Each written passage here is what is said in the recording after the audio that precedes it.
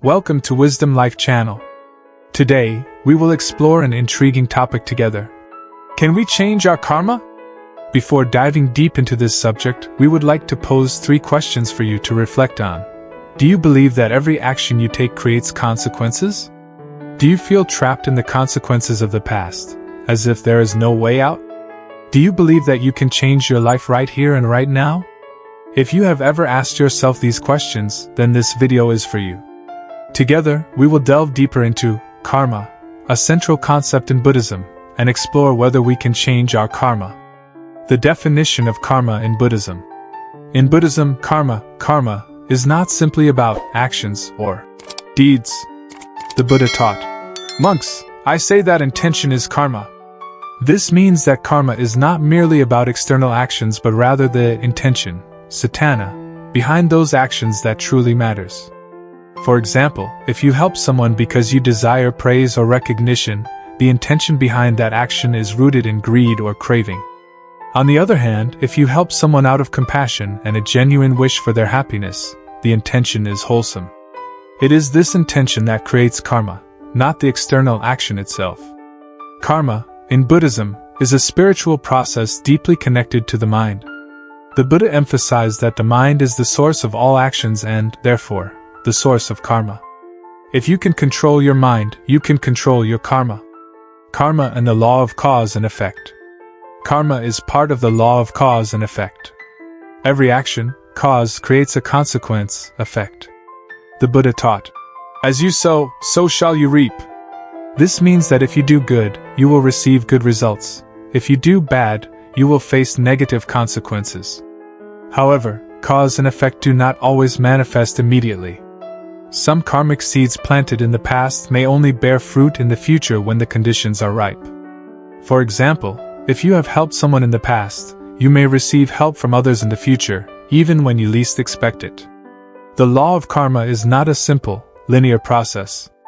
It depends on various factors, such as intention, circumstances, and how you respond to the consequences. This leads us to an important question: can we change the consequences of our karma? Karma is not predestined fate. A common misconception about karma is that it is a fixed destiny, something unchangeable. Many people believe they must accept all the consequences of their past actions, whether good or bad. However, the Buddha taught that karma is not fate.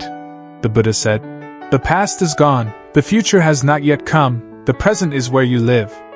This means that while your past may influence your present, you can still change your future by taking the right actions now. For example, if you have hurt someone in the past, you cannot change what has already happened. But you can change how you act in the present. By apologizing, making amends, and performing good deeds, you can transform negative karma into positive karma. Karma and free will. One of the most important teachings of the Buddha is free will. He taught that although our lives are influenced by past karma, we still have the power to choose how we act in the present. The Buddha said, "You are the owner of your karma, the heir to your karma." This means you have the power to control your life. You are not bound to repeat the negative actions of the past. Instead, you can choose to act with compassion, wisdom, and mindfulness. For example, if you are going through a difficult time due to past karma, you have 2 choices. 1. React with anger and hatred, which will create more negative karma. 2. Respond with patience and compassion, which will help you transform negative karma and create positive karma. Karma and liberation. In Buddhism, the ultimate goal for every practitioner is to attain liberation, nirvana, a state of freedom from the cycle of rebirth, samsara, and the bondage of karma. This is not a physical place but a state of mind completely free from suffering, craving, and ignorance. When one attains enlightenment, they no longer create new karma and are liberated from the cycle of cause and effect. But how can we achieve this? And what role does karma play in the path to liberation? Karma and the cycle of rebirth. According to Buddhism, samsara is the endless cycle of birth and death, where beings are continuously reborn into different realms based on their karma. As mentioned earlier, karma is intentional action, and every action creates consequences. These consequences not only affect the present life but also determine future lives. For example, if someone lives with compassion and wisdom, they may be reborn in a blissful realm. Conversely, if someone lives with greed, hatred, and delusion, they may fall into a realm of suffering. However, samsara is not a random process. It is driven by karma, and karma is created by us. The Buddha taught, "You are the owner of your karma, the heir to your karma." This means we have the power to change our destiny by changing how we act and think. Liberation from karma. Liberation, nirvana, is the state where one is completely free from the cycle of rebirth and the bondage of karma. When one attains enlightenment, they no longer create new karma because they have eradicated greed, hatred, and delusion, the root causes of karma. They live with a mind that is completely free, unbound by desires or fears. However, attaining liberation does not mean abandoning the world.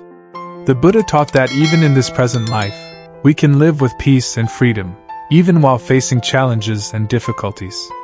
Liberation is not about escaping reality, but about seeing the true nature of things and living with mindfulness. The path to liberation. To attain liberation, the Buddha taught the Noble Eightfold Path, a middle way consisting of 8 practical methods: right view, right thought, right speech, right action, right livelihood, right effort, right mindfulness, and right concentration. This is not just a theory but a practical guide to transforming our minds and actions. Right view is the correct understanding of the nature of life, karma, and cause and effect. Right thought is thinking with compassion and wisdom, free from greed, hatred, and delusion. Right speech is speaking truthfully, kindly, and without harming others. Right action is acting ethically, without causing harm to oneself or others. Right livelihood is earning a living in a way that does not harm living beings. Right effort is the continuous effort to eliminate negative qualities and cultivate positive ones. Right mindfulness is living with awareness, being fully present in each moment. Right concentration is focusing the mind to achieve peace and clarity. By practicing the Noble Eightfold Path, we can gradually transform our karma, eliminate suffering, and move closer to liberation. Karma and liberation are 2 inseparable aspects of each person's spiritual journey. Karma is what we have created in the past, but liberation is the potential we can achieve in the present and future. The Buddha taught that each of us has the potential for enlightenment and liberation. The key is to recognize our own power, practice methods to transform karma, and live with mindfulness. Remember, liberation is not a distant goal but a journey we can begin today. By practicing the Noble Eightfold Path and living with compassion and wisdom, we can step by step free ourselves from the bondage of karma and attain ultimate freedom. How can we practice to transform karma? Transforming karma is a process that not only improves our present life but also lays the foundation for a peaceful future. The Buddha taught that karma is not fixed, it can be transformed through proper effort and practice. Below are 3 fundamental methods to transform karma, helping us live a more meaningful and happy life. 1. Practicing wholesome karma. Wholesome karma refers to good actions rooted in wholesome intentions. When we practice wholesome karma, we not only plant seeds of goodness for the future but also contribute to building a better world. Doing good deeds, helping others, sharing love, and cultivating compassion are simple yet powerful ways to create wholesome karma. For example, when you help an elderly person cross the street or share food with the poor, you are sowing seeds of kindness.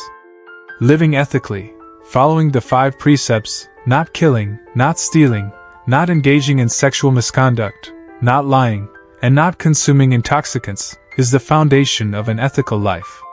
These precepts not only protect ourselves but also those around us. Cultivating compassion, treating others with kindness and understanding nurtures compassion. When you live with a compassionate heart, you realize that everyone desires happiness and wishes to avoid suffering, just like you. 2. Practicing right mindfulness. Right mindfulness is the practice of being fully aware and clearly recognizing what is happening in our minds and lives. Practicing mindfulness helps us control our minds and prevents unwholesome intentions from taking over. Observing the mind, recognizing our intentions and thoughts is the first step in transforming karma. When you notice an unwholesome intention arising, you can pause and choose a different course of action. Controlling the mind, avoiding unwholesome intentions such as greed, hatred, and delusion prevents the creation of negative karma. For example, when you feel anger, take a deep breath and remind yourself that anger only brings suffering. Living in the present, focusing on the present moment helps us avoid being swept away by thoughts of the past or worries about the future. When we live in the present, we can act with clarity and wisdom. 3. Repentance and transformation. Repentance is the process of recognizing our mistakes and committing to change. This is an important step in transforming negative karma into positive karma. Acknowledging mistakes, admitting past wrongdoings is the first step toward making amends. When you realize you have hurt someone, have the courage to face the truth. Repentance, apologizing and resolving to change helps heal the wounds we have caused. Repentance is not just about words but also about taking concrete actions to correct our mistakes. Transformation, performing good deeds to balance negative karma is a way to transform it. For example, if you have lied in the past, start living truthfully and helping others. Practicing to transform karma is not only a spiritual process but also a way to live positively and meaningfully. By practicing wholesome karma, mindfulness, and repentance, we can gradually transform negative karma, create positive karma, and move toward a life of peace and happiness. Start today, because every moment is an opportunity to change and grow. Final conclusion. Through today's sharing, you have learned that karma is not an unchangeable burden. By understanding karma deeply and practicing methods to transform it, you can create a happier and more meaningful life. As the Buddha taught, you are the owner of your karma, the heir to your karma. Remember, you have the power to choose how to live your life, and every present moment is an opportunity to change your karma. Start today with a good intention, a wholesome action, and a mindful heart. You can absolutely change your karma and, in doing so, transform your entire life. Thank you so much for watching this video and joining us on this journey of exploring karma and liberation. Your support means the world to us here at Wisdom Life. If you found this video insightful and helpful, please give it a like and share it with others who might benefit from these teachings. Don't forget to subscribe to the Wisdom Life channel and hit the notification bell so you never miss out on our future content. Together, let's continue to grow, learn, and walk the path of wisdom and compassion. Until next time, take care, stay mindful, and may your life be filled with peace and happiness. Thank you, and see you in the next video.